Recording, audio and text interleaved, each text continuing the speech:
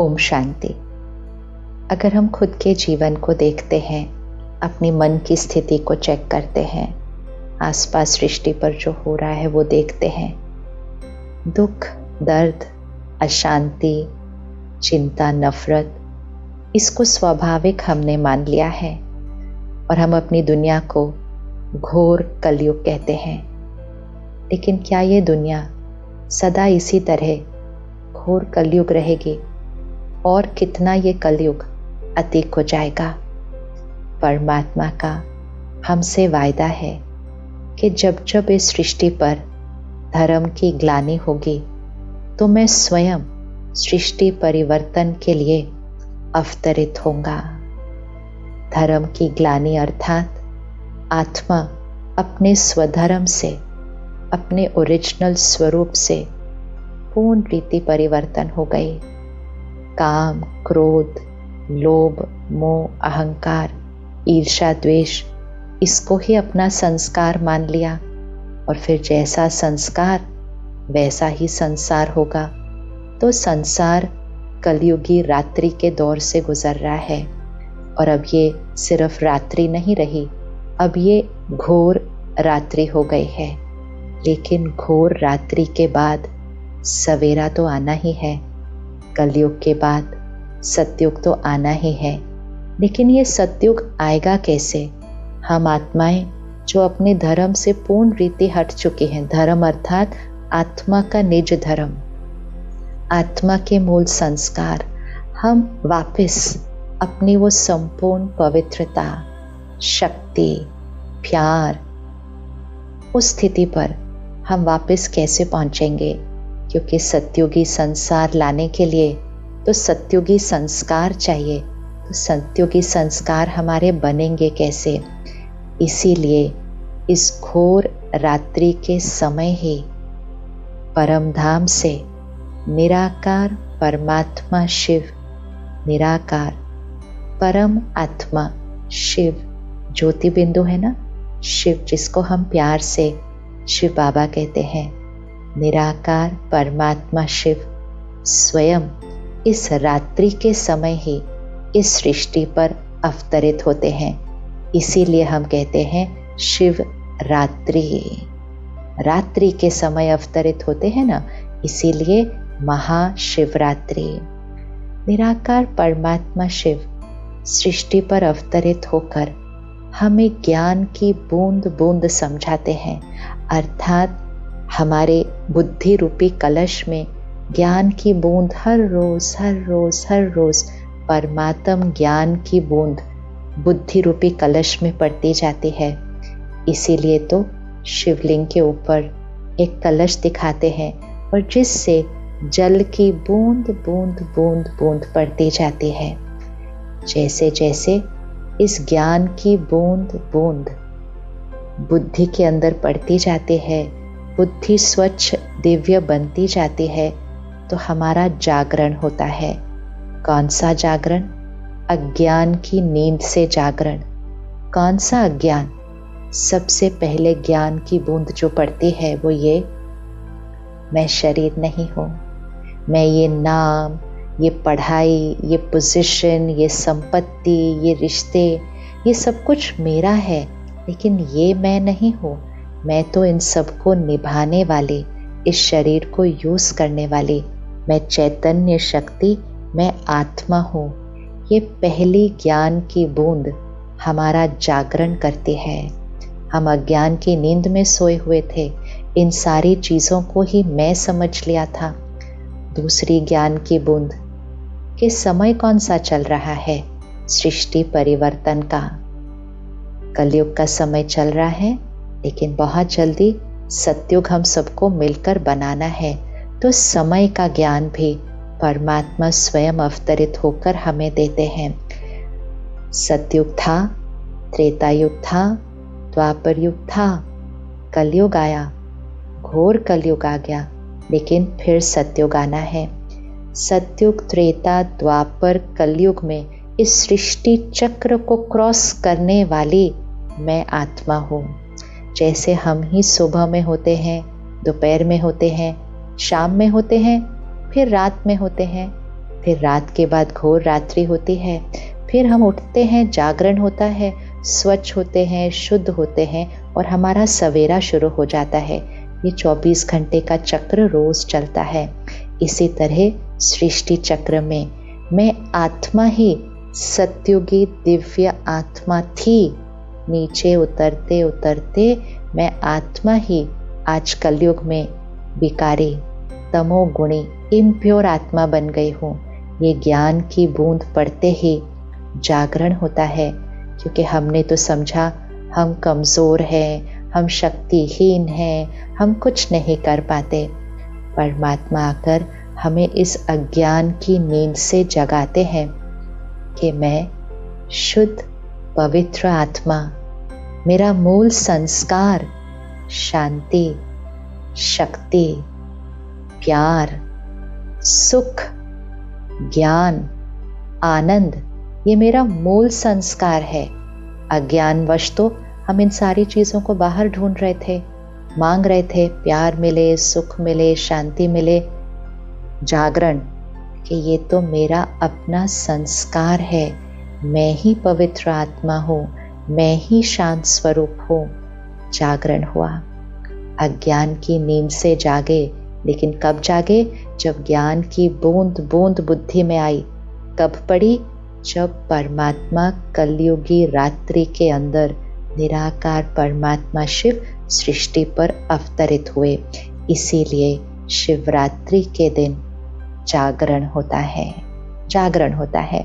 अब परमात्मा आकर हमें समझाते हैं कि सत्युगी आत्मा बनने के लिए, सत्युगी संसार बनाने के लिए, सत्युगी संस्कार बनाने के लिए हमें अपने जीवन में पवित्रता को धारण करना है।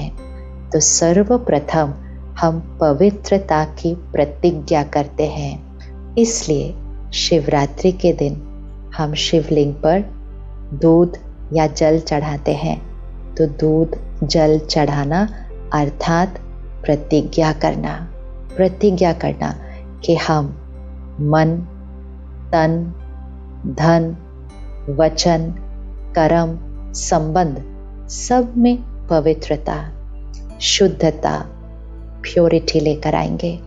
और जैसे ही हम इस प्योरिटी की, पवित्रता की प्रतिज्ञा करते हैं, मन बुद्धि स्वच्छ होता जाता है।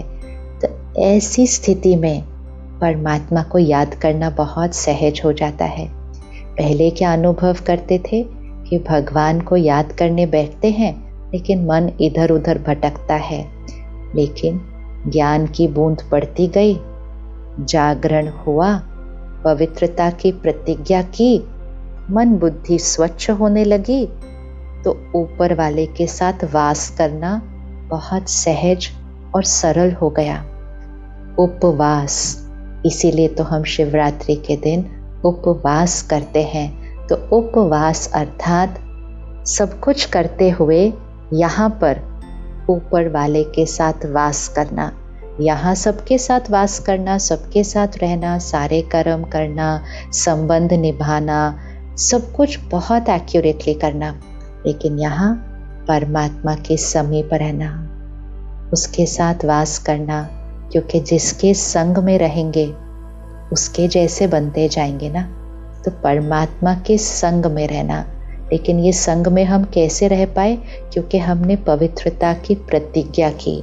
अगर यहाँ इम्प्योरिटी है, अगर हमारा अन्न अशुद्ध है, अगर हमारे मन में मिलावट है, अगर धन हम सही तरीके से नहीं कमाते हैं, तो जब ये पवित्रता नहीं होती है तो हम कितनी भी कोशिश करें भगवान को याद करने की, मन इधर उधर भटकता रहता है।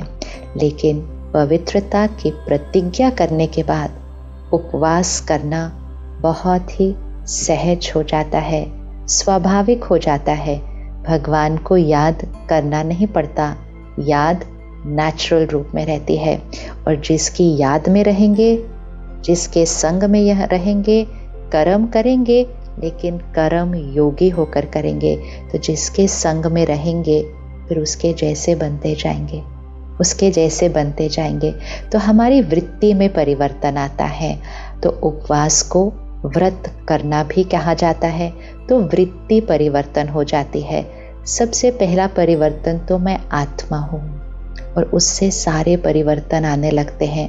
जब वृत्ति परिवर्तन होती है तो वाणी और कृति ये बदलने लग जाती है, संपूर्ण परिवर्तन आता है और हमारी सारी जो कमजोरियां हैं, जिनको हम पहले अपनी आदत मानते थे, अपनी नेचर मानते थे, वो कमजोरियां बस ऐसे छूटने लगती हैं कि पता ही नहीं चलता कि मेरी वो आदत कहाँ चली गई, मेरा वो संस्कार कब बदल गया। वही आदत के लिए हम पहले कहते थे ये तो मेरी नेचर है, ये नहीं चेंज हो सकती, लेकिन वो बहुत सहज, बहुत इजी रीति से पता ही नहीं चलता कब चेंज हो जाती है। तो हम शिवरात्रि के दिन शिवलिंग पर, शिव जी पर क्या चढ़ाते हैं? अख का फूल, दतुरा का फूल। हमने कभी सोचा नहीं कि हमें कैसे फूल चढ़ाने चाहिए।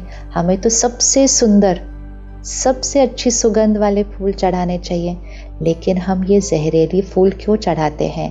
क्योंकि जब परमात्मा शिव सृष्टि पर अवतरित होते हैं तो हम अपने अंदर का जहर, अपने अंदर के विकार, अपने अंदर की कमजोरियां सब अर्पण कर देते हैं, सब अर्पण करेंगे।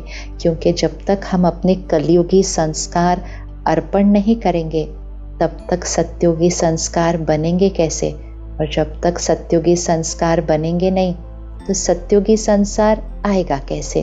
तो इसीलिए अपने अंदर के जहरीले फूल, तो वो फूल हैं क्योंकि हमें लगता था ये तो हमारी नेचर है, लेकिन वो जहरीले फूल जो अपने अंदर हैं उसको हम अर्पित कर देते हैं। जब अपने अंदर का जहर निकल जाएगा, उपवास, परमात्मा की याद रहेगी, ज्ञान की बूंद बूंद बुद्धि पर हर क्षण टपकती रहेगी, वृत्ति परिवर्तन हो जाएगी, व्रत करेंगे।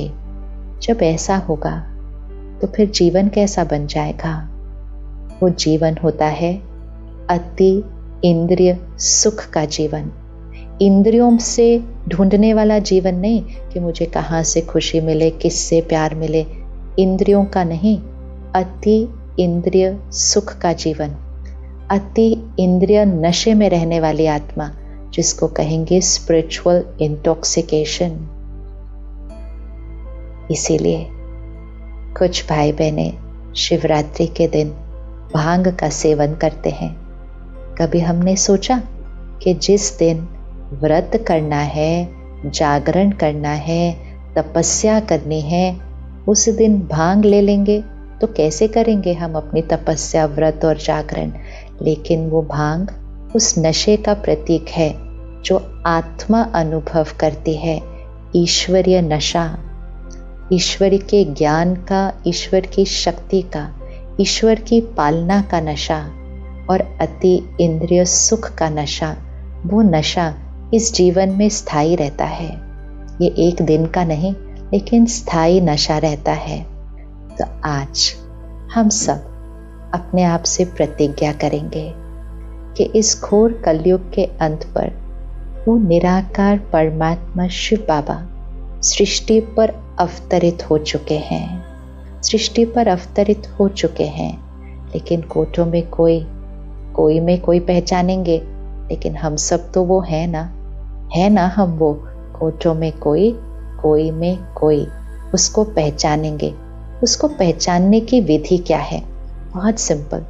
जो ज्ञान की बूंद परमात्मा दे रहे हैं बस उसको ग्रहण करना शुरू करें। फर्स्ट स्टेप वो होता है कि परमात्मा जो ज्ञान की बूंद बूंद दे रहे हैं उसको ग्रहण करना शुरू करें। जैसे ही उसको ग्रहण करना शुरू करते हैं बुद्धि शुद्ध होती जाती है, पवित्रता नेचुरल होने लगती है, जागरण हो जाता है। ये एक दिन का जागरण नहीं है, ये जीवन का जागरण है, ये पुराने संस्कारों, पुरानी सोच से जागरण है, ये अज्ञान की नींद से जागरण है। तो इसलिए जहाँ जहाँ भी आप रहते हैं आपके नज़दीक परमात्मा के सेवा केंद्र हैं और ये परमात्मा की तरफ से आप सबको निमंत्रण है कि राजयोग मेडिटेशन सेंटर, जिसको हम ब्रह्मा कुमारीज मेडिटेशन सेंटर कहते हैं, क्योंकि निराकार परमात्मा शिव ब्रह्मा मुख द्वारा हमें ये ज्ञान की बूंद बूंद देते हैं। तो आप सबको आज के इस विशेष दिन पर निमंत्रण है। आज का दिन बहुत स्पेशल है। तो आज के दिन पर सही मायने में उस निराकार परमात्मा शिव को पहचानना, ज्ञान की बूंद बूंद बुद्धि में डालना, पवित्रता की प्रतिज्ञा करना, व्रत करना, उपवास तो नेचुरल होने लगेगा उसके बाद, और अपने अंदर के सारे जहरीले फूलों को अर्पित करने के लिए एक बार सेंटर पर आइए। सिर्फ एक बार सेंटर पर आइए और आकर सिर्फ समझना है कि कैसे इस समय घोर कलयुग के अंतिम समय पर कैसे परमात्मा आकर हमें ये ज्ञान दे रहे हैं। समझ मिल जाएगी, परमात्मा को पहचान लेंगे, ये तो निश्चित है, और अपने अंदर ऐसा परिवर्तन लेकर आएंगे कि वो जो अति इंद्रिय सुख का नशा है ना, वो जीवन जीने का तरीका बन जाएगा, संस्कार परिवर्तन हो जाएगा, और हम सब मिलकर सृष्टि परिवर्तन कर इस घोर कलयुग को समाप्त कर सृष्टि पर वो देवी दुनिया, वो सत्युगी दुनिया हम सबको मिलकर लानी है। ओम शांति। निराकार परमात्मा से कनेक्शन जोड़कर अपने मन को शांत और शक्तिशाली बनाने के लिए सीखिए राजयोग मेडिटेशन। 7 दिन सिर्फ 1 घंटा रोज आप ब्रह्मा कुमारीज मेडिटेशन सेंटर पर राजयोग निशुल्क सीख सकते हैं। अपने नजदीकी सेंटर का एड्रेस जानने के लिए या मेडिटेशन ऑनलाइन सीखने के लिए आप हमें ईमेल करें contact@awakeningtv.in या कॉल करें 8209333033 या 8209888988 पर।